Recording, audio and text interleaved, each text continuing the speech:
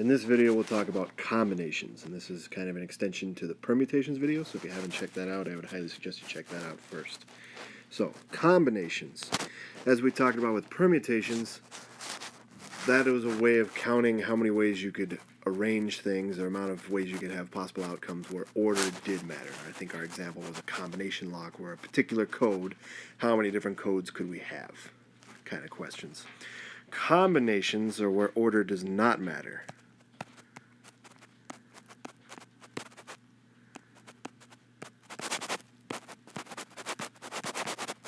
So if we were to take this back to a code example, let's say, for example, 1, 2, 3 was a code that would work. If it was a combination, a true combination lock, the code 3, 1, 2 would also work. All that matters is that there is the group with the digits 1, 2, and 3 in it. However you arrange them is fine. So if the question, if we are sticking with this combination lock idea, isn't so much about how many different codes are there, more of how many different three-number groups can I get. Well, if we think about 1, 2, 3, that's the same as 1, 3, 2, 2, 3, 1, 2, 1, 3, 3, 1, 2, and 3, 2, 1. These would all, in that realm, be, or all these codes would have the same three-digit group. And this would just be one arrangement. So combinations, the formulas are a little more complicated. They're very similar to the permutation ones, and it's probably the most efficient way to go. This is where the formulas really do kind of shine, the factorials and all them. And we'll talk about those on the next chunk here.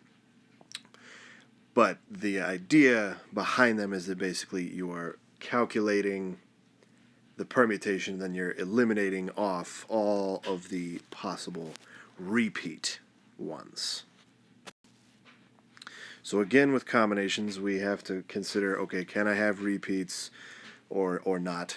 And if you can have repeats, this is the formula you will use, where n and k are the same as they were in the permutation video. N is the number of things you have to be able to choose from. So in the case of the combination lock, where we had 0 through 9, there's 10 options. And k would be the length of the code, however many things you're picking from k. Now you'll notice it's similar to the permutation formulas. We have this little extra k factorial here, and that is dividing off all the extra possibilities that stem from all the codes being the same in terms of three-number group. Okay, and then the no repeat formula is a little more difficult to derive for now. I'm just going to ask you guys to believe me. It does not come up very often, but this is what it would be. Same k, same n, and if you have the opportunity to repeat, this is how you would do it. And we'll go through a couple examples of each here. So probably the most famous example of a true combination in terms of a mathematical sense would be the Powerball lottery. And let's just for now consider just the 5 white balls. So if we think about how the Powerball works, you have a ticket, and on that ticket you pick the 5 white balls, and then you pick a red ball. But for now, let's just consider the 5 white balls. So you could write on your ticket 1, 2, 3, 4, and 5. And if the Powerball comes out 5, 3, 4, 2, 1, that's a winning ticket. The order does not matter in which they come out. As long as you have those 5 numbers on your ticket, you're fine. So the question then becomes, how many different ways could you rearrange the number here? And there's a little bit of information that we need to know. So if we think about the number of white balls, they're numbered between 1 and 69. So that would give you 69 white balls. And then you're picking 5 of them. Your length of or the 5 that you're picking, and you're asking, okay, how many different 5 groups can I make here? And we follow our formula, n factorial over k factorial times n minus k factorial. Now if I plug in the numbers, it's going to get really ugly really fast, but using the formula we can reason out what it would be. So it'll be 69 factorial, that's what n is, divided by 5 factorial times 69 minus 5 factorial. And we can reduce this a little bit. If we think about the 69 minus 5, so 69 factorial on the top, we'll have 5 factorial here. Let's simplify a little bit in the parentheses, and we're going to have 64 factorial, which if we expand this out, kind of like we did yesterday, the top number, what we're going to have is we're going to have 69 times 68 times 67 times 65 times 66, all factorial, or not all factorial, but then the 64 factorial comes after, and it'll cancel out the bottom one down there, leaving it's just the 5 factorial on the bottom. And then I can run to my calculator and crunch this out. I do believe 5 factorial, I think that's 120, and we can calculate this would be the number of ways. And we would expect it to be a massive number because we're talking how many different winning tickets essentially could there possibly be. And we're talking about how many ways can I rearrange the tickets. So that's how we would calculate all the possible ways. Because if we consider back to our original example, these two would in essence be the same ticket.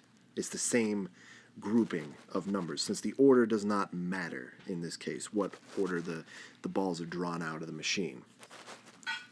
So we have to consider all those possibilities, and we would expect it to be a very large number, and this is where the formula really does help because the numbers are huge. So let's look at another example where repetitions are allowed. And the stereotypical example is we're looking at an ice cream shop, and let's say we have 5 flavors, and we want to know how many different 3-scoop cones can we make.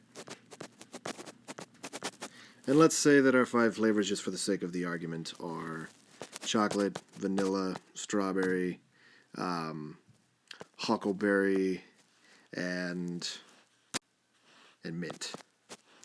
Well, I mean, we can go through and say, okay, well, we could have a chocolate, chocolate, chocolate. We could have a chocolate, chocolate, vanilla. We could have a chocolate, chocolate, strawberry, and we could do this forever. We're going to be here a long time working on all the possibilities. But the important part to note here is that I can have the same flavor several times. Now, the order isn't so much going to matter. If we look at this example here, if I did chocolate, vanilla, chocolate, well, that's kind of the same 3-scoop cone. It has 2 chocolates, 1 vanilla. It just happens to have it in the middle. So the order doesn't so much matter here. So we're going to use a different formula because we can have repetitions as well. So if we recall from a couple slides ago, and I had to pop it in here because I have difficulty remembering this formula. I have to look it up every time when I do need it. This would be our formula.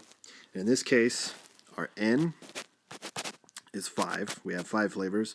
And our group size, our K, is 3.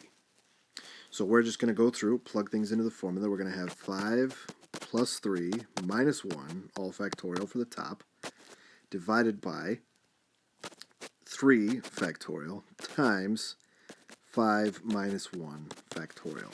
And we're going to just try and simplify this as much as we can.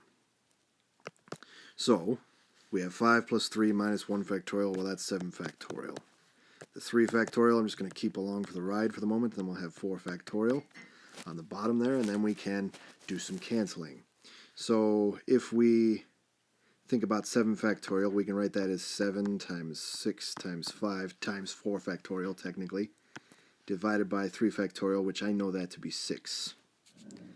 So the 6's are going to cancel, which means that grand total we have 35 different possibilities here.